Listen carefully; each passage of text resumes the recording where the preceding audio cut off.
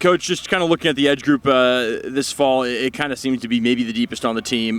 What have you kind of seen from that group and how they've kind of progressed through this fall? I've been very pleased, with their comfort and their understanding of what we're doing in the defense. Now we're able to get to some levels of teaching and understanding offenses and schemes that we weren't last year, whether, RJ and BJ are a year older, Quinn's a year older, and then you got the young kids like Eddie and Lawrence and Ram really coming along and grasping things. So I've been pleased. Obviously, we're going to continue to push them. We're going to need to lean on those guys in a lot of different ways to make plays as pass rushers in the run game. Heck, on special teams with a deeper group, those guys need to have a bigger impact. So at the same token, while I've been pleased, I've also been pushing them. I don't want them to be satisfied. I want them to understand what their role needs to be for this team this year.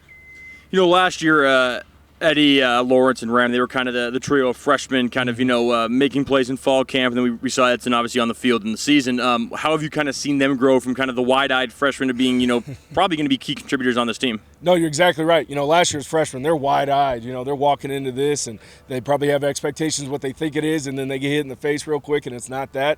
Obviously, Andrew really stepped up and was able to get on the field and be disruptive and productive. I've seen just Ram and Lawrence really grow this offseason. They're both, compared to this time last year, 20-plus pounds heavier. I thought Lawrence had an excellent fall camp. I mean, he really showed up in the run game as a pass rusher. I think the biggest thing you see is they have confidence. They believe in what they're doing. Their bodies have all gotten bigger and stronger, and they trust that. So it's fun to watch them grow, develop, because it only pushes those older guys too. Lawrence in particular, just, you saw in the scrimmages and then even out here in the team periods, it seems like sack after sack after sack after sack after sack. I mean, is he kind of put himself into that spot where he's going to get those reps, especially in the pass rushing downs? He's definitely put himself in the mix. I told somebody the other day, I thought outside of BJ, he probably had the best camp in the group. And he kept getting better and better and better. Each day, it was something a little bit different. He would take the coaching, he would work on it and improve it. Heck, you see him right now. He's out there working on something right now.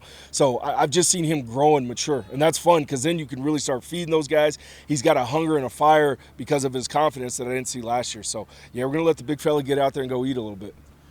This might seem like the most obvious question in the world, but just going to ask anyways. RJ and BJ going to be the starters week 1? Well, we'll see. We'll see. For me, it's like, I tell all these guys, and it's the honest truth, I don't care who starts. It's about who finishes. Does that make sense? I don't. Andrew Edson started against Utah, but you look at the end of the game, who was in at the end of the game? We're all about finishes around here. Does that make sense? We want to have great, fast starts, but I want a group deep enough where we can keep rotating, and that's kind of what happened at the end of the year. We kind of tailed off a little bit. As a coach, you want to have, for me, I want to have 6 to 7 guys out there that I don't care what the scenario is. We trust them to make plays. We've heard a lot about Ram specifically, and I was just wondering, kind of what does he add to the room? It seems like he adds, an extra level of dynamic. Yeah, Ram's different. I mean, he did something the other day in pass rush where the whole group, we were watching it in film, and they're like, ooh. And there's a couple other things that I won't say on camera, but it was, ooh. He's got a different ability. And again, for him, it's just growing the confidence, understanding when he can use those abilities.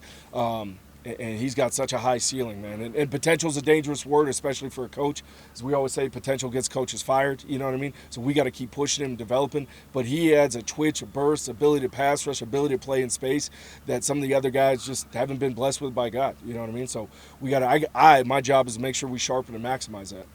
And on BJ, Coach Dickers talked about how he's been like human wrecking ball throughout the camp. Bull in a china shop. Yeah. How was he obviously good last year, but is he just seems to have taken his game to a whole nother level? Same level? thing. Like when you look at it, this is his first full year of completely training his body, if that makes sense, and his confidence. And now Brendan, I think, if you met Brendan 3 years ago, he's a completely different person. Right, just how confident he is, understanding what he needs to do, understanding what his capabilities are. So much credit to him and probably his growth off the field and how he's just developed. And you see it now. You just see a guy playing with so much more confidence. He's not coming up and asking me questions. He's going, hey, I saw this, so I did this. Yeah, you're right, Brendan. So it's a confidence deal. His body's in better shape. And, man, I'm excited to see him out in the field. I know we've asked you this before, but, the relationship between RJ and BJ and just kind of that competitive factor that they have. What does that bring to the room, just having two guys like that always going at it? I mean, it's awesome. The balance they bring. RJ is the vocal leader, the alpha when it comes to saying the things that need to be said when they need to be said. And BJ is the leader on the field as far as doing what needs to be done when it needs to be done. And that's not a knock on either in the other category, but they just balance each other so well, if that makes sense. And their relationship's definitely grown. I think they spend more time together off the field, if that makes sense. I could see they're both closer. And, I think some of that, too, is they've gone through a lot of things together. And when you do that as a culture and as a program, those guys become closer. And the closer you get, I think the scarier it's going to be for other people.